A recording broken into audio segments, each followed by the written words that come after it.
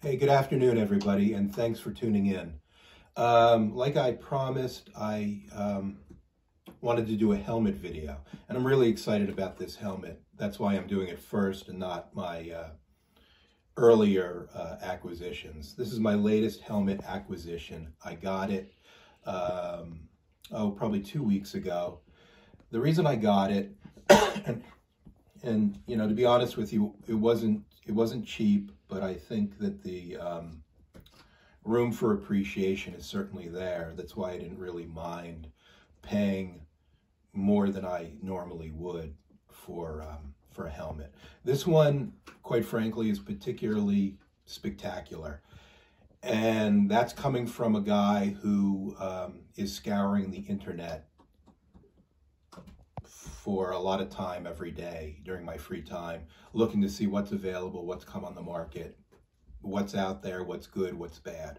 So I think I have some experience with regards to finding a nice helmet or a diamond in the rough. Not to say they're not out there, right? The best deal in the world comes around every 2 weeks. But in this case, I don't see a helmet like this probably every 6 months. And I'm glad to have gotten it. This is represented to me to be a 1942, circa 1942 Marine M1 helmet. The woman who sold it to me said that it was her father's, and she also gave me military information about her father, a couple pictures about her father,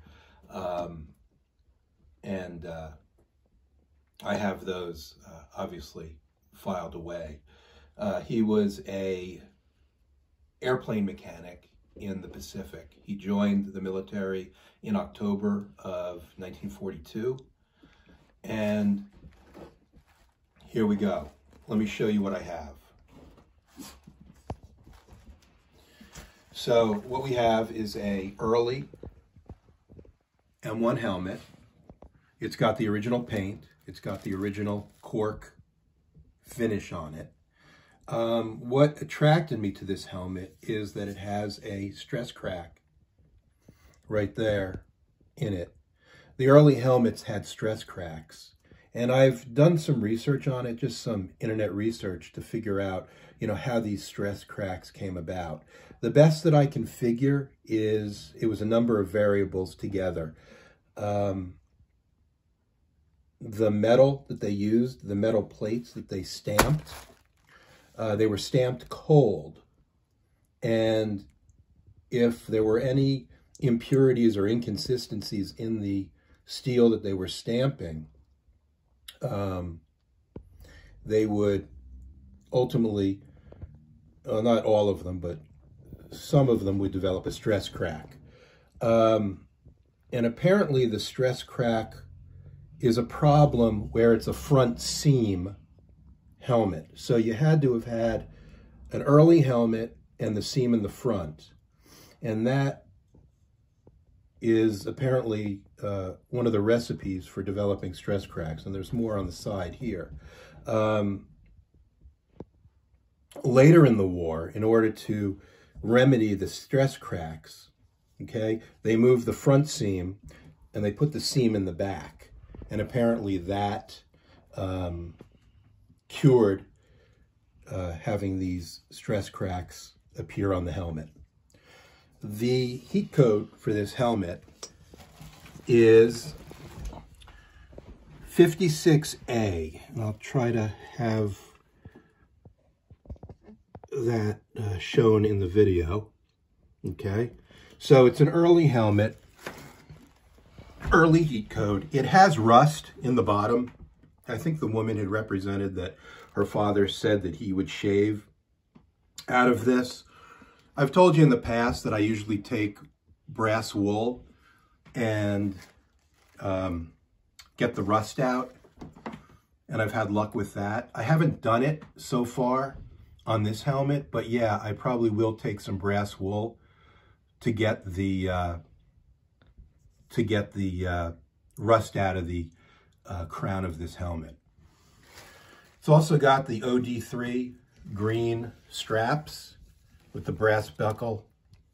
And you can see here, it has the two-piece clasp as opposed to a clasp that doesn't have a gap in between. So definitely an early chin strap. Obviously, you can see it's an early helmet by the heat code, and you can tell from the color that it hasn't been repainted. I won't buy a helmet unless I can see the heat code.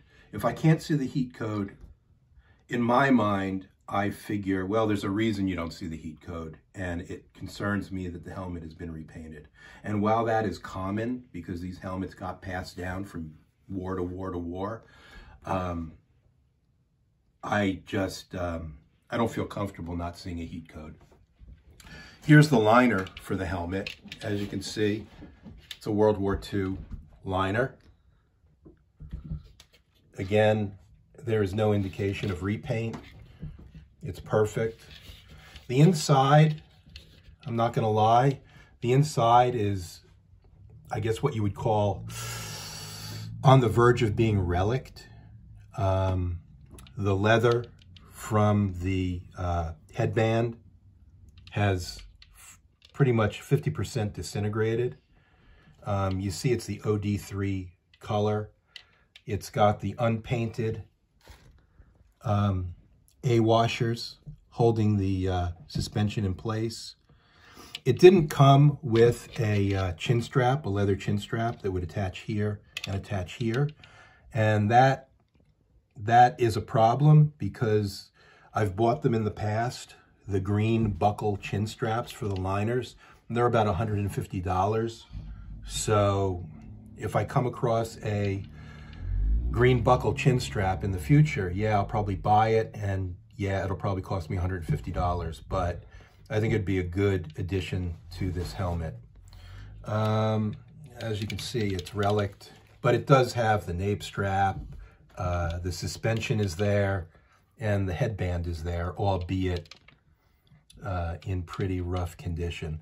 I'm not going to touch anything there. There's really nothing to touch. It's not like I'm going to make the leather look any better or preserve it, because it's already in a state that any further touching won't even help it. So I'll just leave it the way it is. And that's it. Again, just very, very happy to have gotten such an early helmet. The manufacturer of the liner is Westinghouse, so it's not a particularly rare liner manufacturer, but I don't care. It's gorgeous, and it's a great addition to my collection.